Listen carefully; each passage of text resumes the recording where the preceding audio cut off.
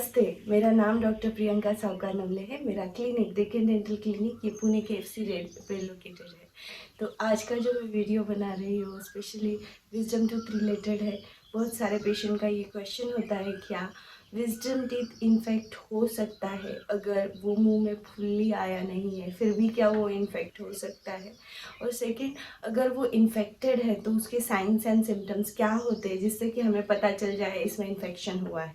तो पहली चीज़ मैं बताना चाहूँगी कि हाँ, विजडम टीथ इन्फेक्ट हो सकता है अगर वो मुंह में फुल्ली इरप्ट भी नहीं है, फिर भी विजडम टीथ के पीछे थोड़ी जगह रहती है जहाँ पे टिश्यू का फ्लैप उसको कवर करता है। मुंह में कोई भी दांत जब मुंह के ऊपर इरप्ट होता है तो उस टाइम पे उसके ऊपर टिश्यू का लेयर होता है जिसको म्यूकोजा कहते हैं।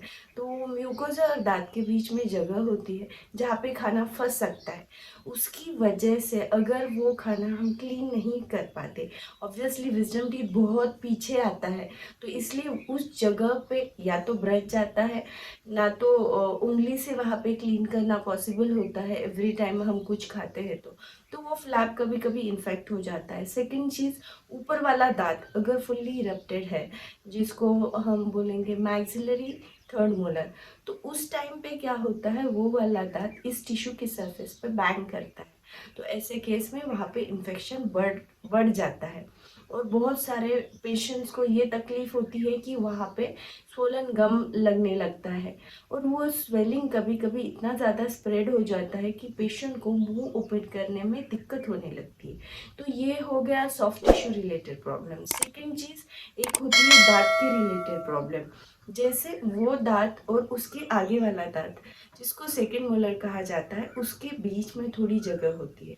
अगर वहाँ पे खाना फंसता रहा तो there are very good chances along with ये विजडम टीथ वो आगे वाला दांत भी सड़ सकता है। तो ये डीके हो जाता है, विजडम टीथ में भी डीके हो जाता है और उसके आगे वाले दांत में भी डीके हो जाता है। तो ये दो टाइप का इन्फेक्शन मैंने बोला, एक तो होता है कि गम रिलेटेड या सॉफ्ट टिश्यू रिलेटेड, और सेकंड जो मैंने बोला तो वो होता है कि टूथ रिलेटेड। तो या ये सच है कि विजडम टीथ अगर मुंह में फुल्ली भी नहीं आया तो भी वो इन्फेक्ट हो सकता है। और उसके साइन सिम्टम्स मैंने ऑलरेडी बताया कि जैसे अगर सॉफ्ट टिश्यू रिलेटेड है तो उसमें पेन हो सकता है, स्वेलिंग हो सकता है, मुंह ओपन करने में दिक्कत हो सकती है। कभी कभी यहाँ के जो लिम्फ नोड होते हैं वो पाल्पेट होने लग जाते हैं।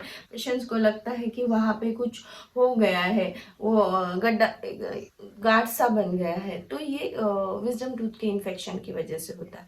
अगर डेंटल पेन आपको हो रहा है तो वो बहुत सीवियर होता है। जब भी किसी भी दांत में डीके होता है तो डेंटल पेन काफ़ी हद तक सीवियर होता है और पेशेंट रात को सो नहीं पाते। कभी कभी पेन ज़्यादा बढ़ जाता है और आगे वाले दांत में भी अगर वो स्प्रेड हो गया है तो पेशेंट को बहुत ज़्यादा तकलीफ हो सकती है। तो ये सब था विजडम टूथ रिलेटेड की इन्फेक्शन कैसे होता है और उसके साइंस एंड सिम्टम्स क्या होते हैं। Do like my channel, subscribe कीजिए। Bye bye, take care.